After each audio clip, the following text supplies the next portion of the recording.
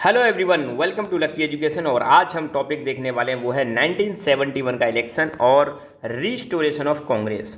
Chapter का जैसे कि नाम है challenges to and restoration of Congress system.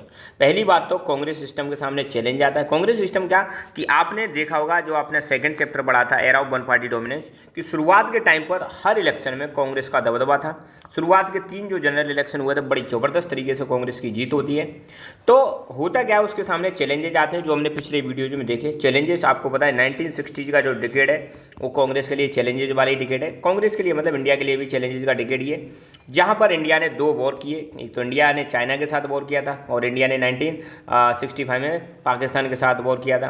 तो उसी समय पर आपको देखने को मिलेगा, उससे पहले 1965 के वॉर से पहले 1964 में पंडित जवाहरलाल नेहरू जी की डेथ हो जाती है। फिर 1966 में लाल बहादुर शास्त्री जी की डेथ हो जाती है। फिर 1969 में कांग्रेस डिवाइड हो जाती है। ये चीज़ हम ऑलरेडी पिछले लेक्चर्स में देख चुके हैं, और अगर आपने वो देखे नहीं है तो प्लीज़ पहले उन वीडियोज़ को जरूर देखें, ताकि आप मतलब चीज़ों को अच्छी तरह से समझ सकें, क्योंकि मज़ा तभी है चीज़ों को समझने का जब बैकग्राउंड आपका अच्छी तरह से क्लियर हो। तो पिछले वीडियो में मैंने आपको बताया था कि 1969 में कांग्रेस का डिवीजन हो जाता है। और होता कब है, जब एक इलेक्शन होता है प्रेसिडेंशियल इलेक्शन। उस प्रेसिडेंशियल इलेक्शन में कांग्रेस का ऑफिशियल मेंबर थे एन संजीवा रेड्डी, और इंदिरा गांधी जी ने सपोर्ट किया था वीवी गिरी को। और हुआ ये कि रिजल्ट वीवी गिरी जीत गए, जिसके बाद कांग्रेस में स्प्लिट हो जाता है। वो लास्ट लेक्चर में हमने देखा। अब हम देखेंगे 1971 का जो जनरल इलेक्शन हुआ था, जिसको हम बोलेंगे 5th जनरल इलेक्शन। कौन सा बोलेंगे? 5th general election. और फिर लास्ट में देखेंगे रिस्टोरेशन ऑफ कांग्रेस। यार इस चैप्टर में मज़ेदार चीज़ क्या बताएं, कांग्रेस के सामने एक बहुत बड़ा चैलेंज आया था इस टाइम पर, और इस चैलेंज को ओवरकम किया किसने? श्रीमती इंदिरा गांधी जी ने चैलेंज इसको क्या किया? ओवरकम किया। बहुत बड़ी बात है यार, कांग्रेस के सामने इतना भयंकर चैलेंज था। मतलब यूँ समझ लो, कांग्रेस को दोबारा से इन्होंने री इन्वेंट कर दिया, दोबारा से स्टैब्लिश कर दिया। जो लोग इनके खिलाफ थे सबको साइडलाइन कर दिया, और अपने दम पर, अपनी पर्सनैलिटी के आधार पर कांग्रेस को दोबारा से रिस्टोर कर दिया। जो कांग्रेस की छवि पहले थी वही छवि इन्होंने वापस लेके आ गई। तो यही चीज़ हमें समझनी है पूरे चैप्टर में, ठीक है। तो ये क्लास 12 की पॉलिटिकल साइंस बुक हमारी है, politics and Indian independence, chapter number 5 है। तो शुरू करते हैं 1971 का इलेक्शन और रिस्टोरेशन ऑफ कांग्रेस। ये पूरा टॉपिक है, पर उससे पहले का हम सिस्टम देखते हैं। तो Indira Gandhi's government reduced to minority status due to split in Congress, but her government continued in office with the issue-based support of CPI and DMK। तो 1969 में आप सबको पता है कांग्रेस स्प्लिट हो चुकी थी। एक तो INC-R और एक स्प्लिट हो चुकी थी INC-O। INC-O old Congress, INC-R new Congress. INC-R Indira Gandhi जो लीड कर रही थी, INC-O जो सिंडिकेट का जो ग्रुप था वो INC-O में चले जाते हैं। जैसे ही कांग्रेस स्प्लिट होती है, बढ़ती है, तो इंदिरा गांधी की जो सरकार थी उसमें गिने चुने मंत्री बचे थे, बहुत कम मंत्री उसमें बचे थे, बहुत कम उसमें लोग बचे थे, माइनॉरिटी स्टेटस में आ जाती है। मगर इसको 2 पार्टी सपोर्ट करती हैं, एक तो CPI और एक DMK, communist party of India और द्रविड़ मुन्नेत्र कझगम। ये पार्टी इसको इशू बेस्ड सपोर्ट करती है, कई इशू पर इनका सपोर्ट था, वैसे नहीं। तो ये वाली स्टेटस है ना। गवर्नमेंट ने अपनी इमेज इंप्रूव करने की कोशिश की, और इसीलिए आपने देखने को मिलेगा इंदिरा गांधी जी जो हैं कुछ ऐसे प्रोग्राम्स लेके आई जिससे मतलब लगे लोगों को कि हाँ सरकार लोगों के लिए काम कर रही है। तो government try to show its socialist image. Socialist क्या होता है? जो समाज के लिए काम करे। सोशलिस्ट इमेज का मतलब क्या है? एक ऐसी इमेज इन्होंने क्रिएट करने की कोशिश की कि हाँ भाई सरकार लोगों के लिए काम कर रही है, सरकार इक्वलिटी लाना चाहती है, सरकार डिस्क्रिमिनेशन को ख़त्म करना चाहती है। तो सोशलिस्ट इमेज दिखाने की कोशिश की, और सोशलिस्ट इमेज दिखाने के लिए इंदिरा गांधी जी ने कैंपेन किया। कैंपेन मतलब एक प्रकार से आप कह सकते हो कि जगह जगह जाके लोगों को मतलब बताया कि हम जो लैंड रिफॉर्म्स लॉ हैं उनको इम्प्लीमेंट करने वाले हैं, लैंड सीलिंग लेजिस्लेशन इसको भी इम्प्लीमेंट करने वाले हैं, ताकि ज़मीन जो है मतलब हर व्यक्ति को ज़मीन मिल सके, जो ज़्यादा ज़मीन है उनसे छीन के जिनके पास नहीं है उनको दे सकें। और इंदिरा गांधी जी ने क्या किया? अपनी डिपेंडेंस पॉलिटिकल पार्टी पर कम करने के लिए और अपनी पोजीशन को इंप्रूव करने के लिए इन्होंने क्या किया? दिसंबर 1970 में लोकसभा को डिसॉल्व करवा दिया, ठीक है। तो in order to end dependence on the political parties and strengthen her position, parties position, Indira Gandhi recommended the dissolution of Lok Sabha in December 1970। तो अपनी जो डिपेंडेंस है बाकी पॉलिटिकल पार्टीज पे खत्म करने के लिए, अपनी पार्टी की पोजीशन, जो इनकी पार्टी कौन सी थी इंदिरा गांधी जी की? INC-R रिक्यूजनिस्ट है ना, ये वाली पार्टी थी। इसकी पार्टी की पोजीशन को मजबूत करने के लिए इन्होंने कहा कि भैया लोकसभा को डिजोल्व कर दिया जाए, और दिसंबर 1970 में ये इन्होंने रिकमेंडेशन दी। और ये आपको पता होगा लोकसभा को डिजोल्व करते हैं हमारे प्रेसिडेंट। कौन करते हैं? प्रेसिडेंट। मगर एडवाइस कौन देते हैं? प्रधानमंत्री एडवाइस देते हैं।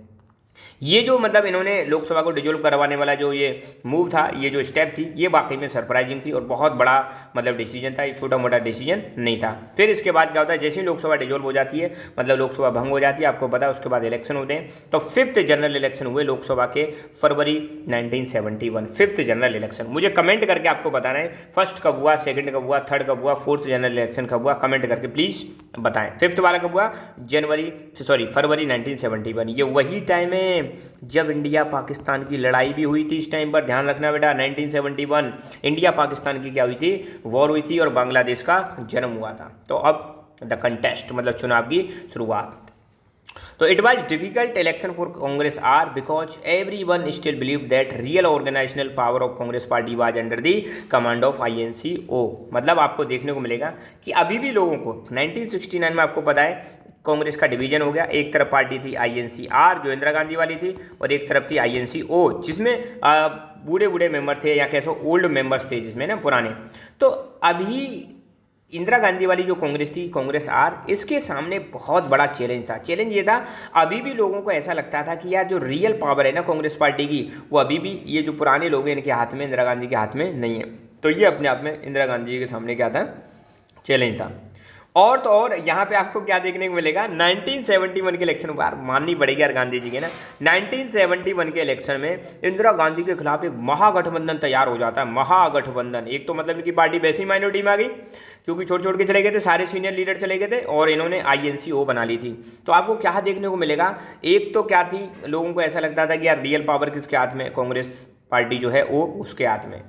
दूसरा कंडीशन इनकी इंदिरा गांधी की और ज़्यादा खराब जब हो जाती है कि जब सारी की सारी non communist, non Congress opposition parties ये एक अलायंस बनाती है जिसको हम बोलते हैं ग्रांड अलायंस। ध्यान रखना, कांग्रेस के सामने, इंदिरा गांधी जी के सामने जो अलायंस था उसका नाम क्या दिया गया, ग्रांड अलायंस नाम दिया गया था। और इस ग्रांड अलायंस को लीड कर रही थी INCO है। इसको मोरारजी देसाई जी यहाँ पे बताया ना, मोरारजी देसाई ने एक अलायंस बनवाया ग्रांड अलायंस, ठीक है, ताकि मतलब इंदिरा गांधी जी को हराया जा सके। तो ग्रैंड अलायंस में कौन कौन सी पार्टी थी, SSP, PSP, भारतीय जनसंघ, स्वतंत्र पार्टी, भारतीय क्रांति दल, ये सारी पार्टियां किसके खिलाफ थी, इंदिरा गांधी जी के खिलाफ थी। और इनका एक ही नारा था, इंदिरा हटाओ। इनका फोकस किस पर था, इनका फोकस था इंदिरा हटाओ। इंदिरा गांधी जी ने नारा दिया कि भैया गरीबी हटाओ, अपोजिशन क्या कह रहा है, इंदिरा हटाओ, और इंदिरा गांधी क्या कह रही है, गरीबी हटाओ। तो ग्रैंड अलायंस ध्यान रखना कौन कौन सी पार्टी से मिलकर बनाए, SSP, PSP, भारतीय जनसंघ, स्वतंत्र पार्टी और भारतीय क्रांति दल। ध्यान रखना यही भारतीय जनसंघ बाद में BJP में कन्वर्ट हो जाएगा ना 1980s में। अब जो रूलिंग पार्टी थी, मतलब इंदिरा गांधी वाली जो पार्टी थी जिसको हम बोलेंगे INCR, इन्होंने अलायंस कर रखा था CPI के साथ, कम्युनिस्ट पार्टी ऑफ इंडिया के साथ। हालांकि ये बिल्कुल विचारधारा इनकी दोनों की अलग है, पर फिर भी इनका मतलब इशू बेस्ड सपोर्ट था। तो रूलिंग पार्टी का अलायंस किसके साथ था, CPI के साथ। नई जो कांग्रेस थी, इसमें एक पॉजिटिव चीज़ आपको देखने को मिलेगी। अब ये नई कांग्रेस कौन सी कांग्रेस की बात कर रहे हैं, हम बात कर रहे हैं INCR की बात कर रहे हैं। इसमें यही चीज़ इंदिरा गांधी जी को जिताती है। देखो पुरानी कांग्रेस कौन सी है, INCO, जिन्होंने महागठबंधन कर लिया, उस महागठबंधन का नाम है ग्रैंड अलायंस। कौन कौन सी पार्टी है इसमें, SSP, PSP, भारतीय जनसंघ, स्वतंत्र पार्टी, भारतीय क्रांति दल, ठीक है। और इंदिरा गांधी जी का सपोर्ट कौन दे रहा है, नई कांग्रेस का सपोर्ट दे रहा है CPI। इस कांग्रेस के पास, नई जो कांग्रेस है इंदिरा गांधी जी वाली, इसमें एक पॉजिटिव चीज़ है जो अपोजिशन में देखने को नहीं मिलेगी। जो अपोजिशन पार्टीज हैं जिन्होंने ग्रैंड अलायंस बनाया उसमें नहीं है। क्या चीज़ है, इट हैड एन इशू। इनके पास एक इशू था, इशू मतलब समस्या, ठीक है। इन्होंने कहा कि भैया हम देश में से गरीबी को हटाएंगे, हम देश में डेवलपमेंट लेके आएंगे। मतलब ये इश्यूज पर चुनाव लड़ रहे थे, इश्यूज पर एन एजेंडा था इनके पास, है ना, मुद्दा था, और पॉजिटिव स्लोगन था इनके पास। जबकि ग्रैंड अलायंस जो था उसके पास ऐसा कोई पॉलिटिकल प्रोग्राम नहीं था। तो मतलब ग्रैंड अलायंस तो कह रहा है भैया इंदिरा हटाओ, क्या हटाओ, इंदिरा को हटाओ। इंदिरा गांधी जी कह रही है गरीबी हटाओ। तो यही चीज़ है कि इनके पास, गांधी जी के पास, इंदिरा गांधी जी के पास एक इशू था, एजेंडा था और एक पॉजिटिव सोच थी। जबकि अपोजिशन के पास ऐसी चीज़ें नहीं थी, उनके पास इन चीज़ों की कमी थी। तो यहाँ पर ध्यान रखना, Indira Gandhi said that opposition alliance had only one common programme, Indira हटाओ, while we have the positive programme of गरीबी हटाओ। तो इंदिरा गांधी ने लोगों के सामने कहा कि भैया देखो अपोजिशन वालों के पास तो एक ही प्रोग्राम है कि इंदिरा हटाओ, इंदिरा हटाओ, इनको तो भैया मुझसे नफरत है। जबकि इंदिरा जी क्या कह रही है कि यार हमारा प्रोग्राम है, हम चाहते हैं गरीबी हटाओ, ठीक है। तो जब यार इलेक्शन होता है तो जनता को ये कन्विंस कर पाते हैं, तो जनता भी मानती है कि हाँ भाई बात तो इनकी बिल्कुल सही है, ठीक है। Indira Gandhi focused on growth of public sector, imposition of ceiling on rural and urban property, reducing economic inequality, abolition of princely privileges। ये हमने पिछले लेक्चर में भी देखा था। इंदिरा गांधी जी ने क्या किस पर फोकस किया? पब्लिक सेक्टर, मतलब सरकारी सेक्टर पर बहुत ज़्यादा फोकस किया। दूसरा, इन्होंने सीलिंग लगा दी, गांव के एरिया में और शहरी एरिया में एक लिमिट से ज़्यादा प्रॉपर्टी आप नहीं रख सकते। साथ ही साथ में उन्होंने कोशिश की कि जो इकोनॉमिक इनइक्वलिटी है, मतलब जो रिच एंड पुअर का जो गैप है, उसको कम किया जा सके। और साथ के साथ में प्रिंसली स्टेट को जो स्पेशल प्रिविलेज मिलते थे उसको इन्होंने हटा दिया, मतलब प्राइवी पर्स का जो इशू था उसको भी इन्होंने प्राइवी पर्स को हटा दिया। प्राइवी पर्स क्या मतलब? जो स्पेशल प्रिविलेज मिलते थे, स्पेशल अधिकार मिले हुए थे प्रिंसली स्टेट को, उनको इन्होंने खत्म कर दिया। और इनका स्लोगन इतना पॉपुलर हुआ, गरीबी हटाओ, क्योंकि यार उस समय पर जनता ज़्यादातर क्या थी? गरीब थी। तो जनता चाहेगी यार पहले गरीबी हट जाए, गरीबी हट जाएगी तो हमारी समस्याएं खत्म हो जाएंगी। तो द स्लोगन ऑफ गरीबी हटाओ became so popular and brought the support of landless labour, Dalit, Adivasis, minorities, women, unemployed youth for Indira Gandhi. तो ये जो गरीबी हटाओ का जो इनका स्लोगन है बहुत ज़्यादा पॉपुलर होता है और इनके लिए अलग अलग जगह से सपोर्ट मिलने लगती है। तो इंदिरा गांधी जी को कौन कौन सपोर्ट कर रहा था? लैंडलेस लेबर, जिनके पास ज़मीन नहीं थी, दलित, आदिवासीज, माइनॉरिटीज, महिलाएं, अनएम्प्लॉयड यूथ, ये सब इंदिरा गांधी जी को क्या करते हैं? सपोर्ट करते हैं। मतलब लोअर क्लास का पूरा की पूरा या इकोनॉमिकली और सोशली डिसएडवांटेज जो ग्रुप थे, पूरा की पूरा इनका सपोर्ट था। किसका? इंदिरा गांधी जी का। ठीक है, अब वक्त इलेक्शन का रिजल्ट का आता है, क्योंकि इलेक्शन हो गए तो रिजल्ट भी आएगा। तो 1971 के इलेक्शन के रिजल्ट, 1971 के इलेक्शन बहुत ज़्यादा इनके रिजल्ट जो थे बहुत ज़्यादा ड्रामेटिक थे, सरप्राइजिंग थे, मतलब मज़ा आ गया यूँ समझ लो एक प्रकार से। जो इंदिरा गांधी बेचारी अकेली पड़ गई थी 1971 के इलेक्शन में, इन्होंने जनता का ऐसा सपोर्ट हासिल किया, जनता का ऐसा सपोर्ट हासिल किया कि इनको अकेले कांग्रेस पार्टी को 352 सीट मिलती है। बहुत बड़ी बात है, मतलब जितनी भी वोट डाले गए थे उनमें से 44% वोट अकेले किसको मिल जाते हैं? कांग्रेस आर को मिल जाते हैं, मतलब इंदिरा गांधी जी की जो पार्टी थी उसको मिल जाते हैं। तो कांग्रेस आर और सीपीआई का जो अलायंस था, इनकी विक्ट्री जो है बहुत ज़्यादा हिस्टोरिक विक्ट्री थी कांग्रेस के इतिहास में। और कांग्रेस और इसके अलायंस सीपीआई, इनने कुल मिलाकर सीट जीती थी 375 और इनको वोट मिले थे 48.4%। और अकेले हम सिर्फ कांग्रेस की बात करें तो कांग्रेस को 352 सीट मिलती हैं। यहाँ पर ये वोटों का बंटवारा दे रखा है। आईएनसीआर कांग्रेस वाली जो थी, इसको मिलती है सीट 352। और इंडियन नेशनल कांग्रेस, देखो भैया, जिन्होंने महागठबंधन बनवाया था ना, जो पार्टी अलग हुई थी जिसमें सीनियर लीडर थे सिंडिकेट वाली आईएनसीओ, मात्र 16 सीट। कितनी सीट मिलती हैं? 16 सीट मिलती हैं, जबकि इससे ज़्यादा तो भारतीय जनसंघ को मिल जाती हैं। कितनी? 22 सीट मिल जाती हैं। Communist party of India Marxist, इसको 25 सीट मिल जाती हैं। कम्युनिस्ट पार्टी ऑफ इंडिया को 23 सीट मिल जाती हैं। द्रविड़ मुन्नेत्र कझगम को 23 सीट मिल जाती हैं। मतलब ग्रांड अलायंस तो मतलब ग्रांड फेलियर प्रूव हुआ है ना। यहाँ पर आप देख सकते हो अलग अलग लोगों को कितनी कितनी सीटें मिलती हैं। ठीक है, grand alliance born less than 40 seat, जिनका जो अलायंस था ग्रांड अलायंस, मात्र 40 से नीचे इनकी सीटें आती हैं। और कांग्रेस ओ की बात करें तो ओनली 16 सीट मिलती हैं। तो grand alliance of opposition proved एक ग्रांड फेलियर, मतलब जो अलायंस बनाता वो पूरी तरह से क्या होता है? फेल हो जाता है। तो यहाँ से सीखने लायक बात क्या है पॉलिटिकल पार्टीज के लिए? सीखने लायक बात ये कि कभी भी व्यक्ति को मतलब टारगेट मत करो। अगर पॉलिटिक्स करनी है तो वो इशू बेस्ड होनी चाहिए। कैसी पॉलिटिक्स होनी चाहिए? इशू, जो मुद्दे हैं मुद्दों को हटाओ, है ना। व्यक्ति विशेष पर फोकस करने से ज़्यादा किस पे फोकस करना चाहिए? हमें इश्यूज़ पर ज़्यादा फोकस करना चाहिए। अगर जब इश्यूज़ पर ज़्यादा फोकस करेंगे, और इश्यूज़ भी कैसे होने चाहिए? ज़्यादातर पॉपुलेशन जिनसे परेशान है ऐसे इश्यूज़ होने चाहिए। खैर, इसी विक्ट्री के साथ इंदिरा गांधी जी ने मतलब ये प्रूव कर दिया कि जो इनकी कांग्रेस है वही रियल कांग्रेस है। तो with this victory Congress party led by, ये पार्टी है ना, party Congress party led by Indira Gandhi established its claim to bring या being the real Congress and restore its dominant position in the Indian politics। तो जैसे ही ये जीत मिलती है इंदिरा गांधी जी को, इसके बाद इन्होंने कहा कि इनकी जो कांग्रेस है आईएनसीआर वही रियल कांग्रेस है। और इन्होंने जो खोया हुआ ताज था, जो कांग्रेस 1967 में बुरी तरह से कई स्टेट्स में हार जाती है, उसको ये क्या करते हैं? वापस ले आते हैं। अब इसी बीच में घटना हो जाती है 1971 का इंडिया पाकिस्तान वॉर। इंडिया पाक रह गया यहाँ से, India Pakistan war and impact on politics. तो इंडिया पाकिस्तान वॉर, यहाँ पे पाकिस्तान आएगा यार, मिस हो गया, खैर कोई बात नहीं। India Pakistan war and its impact on politics. तो आप सबको पता है कि आज़ादी के टाइम पर, दोबारा मैं बता देता हूँ, कोई बात नहीं, पहले चैप्टर में वैसे आपने पढ़ लिया हुआ।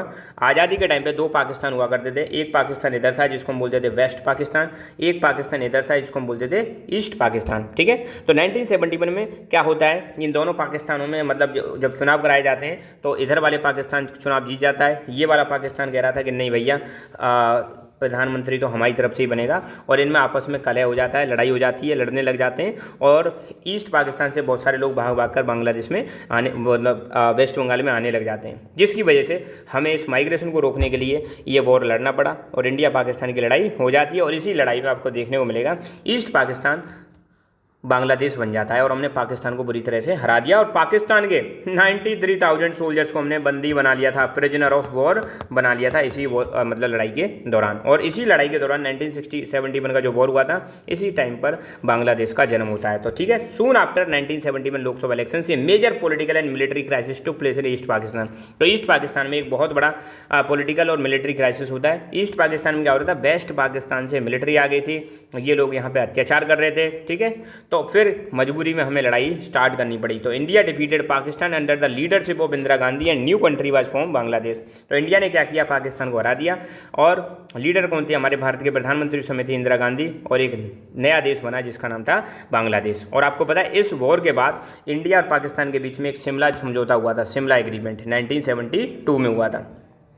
अब इंदिरा गांधी की और छवि बढ़ जाती है, एक तो 1971 का इलेक्शन जीत गई, वो भी अच्छी तरह से, और एक 1971 का इंडिया पाकिस्तान का वॉर जीत गई। तो इसके बाद इनकी पॉपुलैरिटी एकदम आसमान छू लेती है। तो due to India's victory 1971 war with Pakistan, Indira Gandhi proved her leadership skills and was also praised by opposition parties as well. तो ये जब वॉर में जब इंडिया जीत हासिल करता है तो इन्होंने शो कर दिया कि भैया हमें लीडरशिप की कमी नहीं है। तो जो लोग हमको गूंगी गुड़िया और ऐसे अलग अलग नामों से पुकारते थे, उनके मुंह पर इन्होंने तमाचा मारा और शो कर दिया कि यस, इनके अंदर लीडरशिप की स्किल्स हैं, लीडरशिप की क्वालिटीज हैं। और इस मूव को अपोजिशन पार्टीज ने सराहा कि हाँ यार, इंदिरा गांधी ने बहुत बढ़िया काम किया और देश को मतलब जीत दिलाई, और अपना देश के सैनिकों का भी मनोबल बढ़ा था। और इन्हीं की पॉपुलैरिटी की वजह से 1971 इंडिया पाकिस्तान वॉर की वजह से कांग्रेस जो है सभी स्टेट के इलेक्शन हुए थे, जो असेंबली इलेक्शन, उनमें जीत जाती है। ये इम्पैक्ट पड़ता है पॉलिटिक्स पर। तो 1971 का वॉर जीतने के बाद, 1971 का इलेक्शन जीतने के बाद कांग्रेस की छवि इतनी बढ़ जाती है कि जितने भी स्टेट हुए थे असेंबली इलेक्शन, सब में कांग्रेस जीत जाती है 1972 में। ये चीज़ ध्यान रखना, ठीक है। तो 2 लगातार विक्ट्रीज, एक सेंटर में और एक स्टेट लेवल पर, इसकी वजह से हम कह सकते हैं कि कांग्रेस दोबारा से अपने आप को क्या कर चुकी है, रिस्टोर कर चुकी है। तो पहले क्या होता था, फर्स्ट सेकंड थर्ड इलेक्शन आपने देखे थे, उसमें कांग्रेस सेंटर में भी थी और स्टेट में भी थी, सेंट्रल लेवल पर भी कांग्रेस, स्टेट लेवल पर भी कांग्रेस, तो हर जगह बौकाल था किसका, कांग्रेस का। तो अब भी क्या हुआ 1972 में, स्टेट में भी और सेंटर में भी, दोनों जगह पर कौन है, कांग्रेस है। इस प्रकार हम कह सकते हैं कि यस, कांग्रेस जो पहले जो दबदबा हुआ करता था, वो डोमिनेंस दोबारा से कांग्रेस का क्या हो चुका है, रिस्टोर हो चुका है। अब कांग्रेस दोबारा से वापस आ चुकी है, वापस फॉर्म में आ चुकी है। मगर यहाँ पे ध्यान रखना, अब किसकी लीडरशिप में आई है, इंदिरा गांधी जी की लीडरशिप में आई है। तो Congress was now in power in almost all states. तो लगभग आपको देखने को मिलेगा 1972 में अब कांग्रेस लगभग सभी स्टेट्स में किसी न किसी रूप में पावर में थी। तो within 4 years Congress and Indira Gandhi got their dominant position back. तो 1967 से, ध्यान देना बेटा, 1967 में झटका लगा था और 1971 में वो इलेक्शन हो गया। तो लगभग 4 साल के अंदर कांग्रेस और इंदिरा गांधी दोनों ने ही अपनी पोजीशन को दोबारा से प्राप्त कर लिया। अब हम थोड़ा सा चर्चा करेंगे रिस्टोरेशन। क्या कांग्रेस अपने आप को रिस्टोर कर पाई, और कर पाई तो क्या जो नई कांग्रेस जो अब रिस्टोर करके आई है, क्या ये पहली वाली कांग्रेस के बराबर थी? अब देखो, पहली कांग्रेस, अब आपको पता है पहला, दूसरा, तीसरा जो जनरल इलेक्शन था वो पंडित जवाहरलाल नेहरू के अंदर में लड़ा गया था, है ना। जबकि चौथा इलेक्शन और 5वां इलेक्शन जो है जनरल इलेक्शन, ये इंदिरा गांधी जी ने लड़ा था। तो ये कांग्रेस अलग है इंदिरा गांधी वाली, और ये कांग्रेस अलग है। तो अब यहाँ पर यही क्वेश्चन किया जा रहा है, क्या ये जो कांग्रेस अपने आप को दोबारा से रिस्टोर कर पाई है, क्या ये रियलिटी में रिस्टोरेशन है? अगर रिस्टोरेशन है तो क्या इस वाली कांग्रेस का नेचर पुरानी वाली कांग्रेस के नेचर से बराबर है या नहीं है? तो restoration was not a revival of old Congress. पहली बात तो यहाँ पे रिस्टोरेशन की बात कही जा रही है किताब में कि ओल्ड कांग्रेस का रिवाइवल नहीं है। इस बार जो कांग्रेस है ना, वो बिल्कुल न्यू कांग्रेस है, पुरानी वाली कांग्रेस नहीं है। तो सी हैड री इन्वेंटेड दी पार्टी। अगर इंदिरा गांधी जी की बात करें तो इन्होंने पार्टी को ही दोबारा से री इन्वेंट कर दिया, दोबारा से इसका आविष्कार कर दिया। अब वाली जो कांग्रेस है पुरानी वाली कांग्रेस नहीं थी। The party got its earlier position and popularity but it was different party.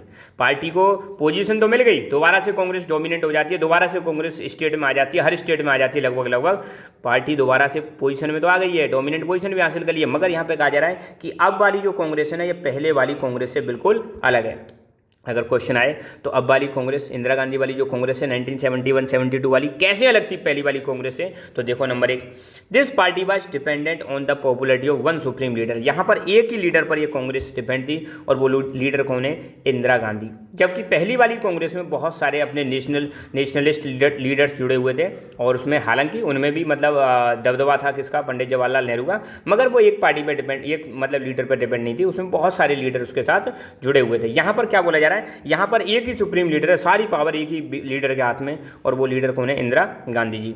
It had weak organisational structure. इसका स्ट्रक्चर कैसा था? ऑर्गेनाइजेशनल वीक था। पहली वाली का ऑर्गेनाइजेशनल स्ट्रक्चर थोड़ा मजबूत था। Party did not have any many groups and thus could not accommodate all kind of opinions and interest. पहली वाली कांग्रेस में आपने देखा होगा, हमने पढ़ा था, Congress was ideological and social collision. पहली वाली जो कांग्रेस थी उसमें अलग अलग आइडियोलॉजी के लोग थे, अलग अलग सोसाइटी के लोग हुआ करते थे, उसका कोलिजन था। मगर ये वाली जो कांग्रेस है ना, इसमें कहा जा रहा है इसमें अलग अलग ग्रुप नहीं है, इसमें इसलिए अलग अलग इंटरेस्ट और अलग अलग ओपिनियन के लोगों को यहाँ पे साथ में नहीं रखा जा सकता। यहाँ पे फैक्शंस नहीं है। पहली वाली कांग्रेस में क्या था?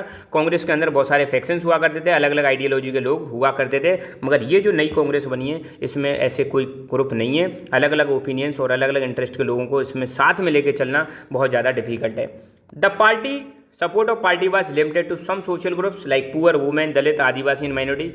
ये जो नई कांग्रेस वाली है इंदिरा गांधी वाली, इसका जो सपोर्ट है कुछ ही लोगों तक सीमित है, जैसे पुअर, वुमेन, दलित, आदिवासी और माइनॉरिटीज। जबकि पहली वाली कांग्रेस का सपोर्ट हर जगह पर था, आपको देखने को मिलेगा। तो इस प्रकार जो ये कांग्रेस बनी है ये नई कांग्रेस है। कैसी कांग्रेस है? तो हम कह सकते हैं इंदिरा गांधी ने कांग्रेस सिस्टम को रिस्टोर तो कर लिया, मगर कांग्रेस सिस्टम में रिस्टोर करने के साथ साथ इन्होंने कांग्रेस के नेचर को चेंज कर दिया, ये खास बात है। ठीक है, और न्यू कांग्रेस जो बनी है ये किसके अंडर में बनी है? इंदिरा गांधी जी के अंडर में बनी है। अब इसकी कुछ समस्याएं भी हैं। तो new Congress was not capable to handle all tension and conflict. पहली वाली कांग्रेस क्या थी? कोई भी टेंशन हुआ करती थी, कोई भी कन्फ्लिक्ट हुआ करती थी, उनको पार्टी के अंदर ही वो सॉल्व कर लेते थे, मगर इसमें ऐसा कुछ था नहीं। दूसरी बात, Indira Gandhi assumed the position of extra ordinary political authority. इस वाली कांग्रेस में आपको देखने को मिलेगी ज़्यादातर पॉलिटिकल पावर किसके हाथ में हुआ करती थी? इंदिरा गांधी जी के हाथ में हुआ करती थी। ये एक समस्या थी। When party started ignoring people's aspirations and problems it face the political loss in the future. और जब पार्टी ने लोगों की एस्पिरेशंस पर लोगों की एस्पिरेशंस को इग्नोर करना स्टार्ट कर दिया, लोगों की प्रॉब्लम्स पर ध्यान देना इन्होंने कम कर दिया, तो आपको देखने को मिलेगा इसी कांग्रेस को पॉलिटिकल लॉस झेलना पड़ता है अब बाद में। और आपको पता भी होगा 1975 में इमरजेंसी लगाई गई थी इंदिरा गांधी जी के द्वारा। ठीक है, और तो ये एक प्रकार से हम कह सकते हैं कि ये कांग्रेस नई बनी तो थी, मगर ये पहली वाली कांग्रेस की तरह नहीं थी जो प्रॉब्लम्स को हैंडल कर लेती थी, जो लोगों की एस्पिरेशंस को मतलब फुलफिल करती थी। इसमें बस एक ही लीडर का दबदबा था, और लीडर कौन थी? इंदिरा गांधी जी। तो यूँ समझ लो एक प्रकार से इन्हीं के नाम पर चल रही थी, इन्हीं के दम पर चल रही थी, और ये बाकी लोगों को आने नहीं देती थी। तो ये भी चीज़ गलत है ना। डेमोक्रेसी में हमें सबका ध्यान रखना पड़ता है। खैर एनीवे, यहाँ पर ये हमारा चैप्टर भी खत्म होता है, यहाँ पर ये टॉपिक भी खत्म होता है। तो इस प्रकार हमारे 5 चैप्टर कंप्लीटली खत्म हो चुके हैं। तो आप किसी भी चैप्टर को टॉपिक का नाम सर्च करके चेक कर सकते हो। ठीक है, खुश रहो, मुस्कुराते रहो, और अगर आपने अभी तक लकी एजुकेशन को सब्सक्राइब नहीं किया है, please subscribe lucky education and be the part of lucky education family. धन्यवाद।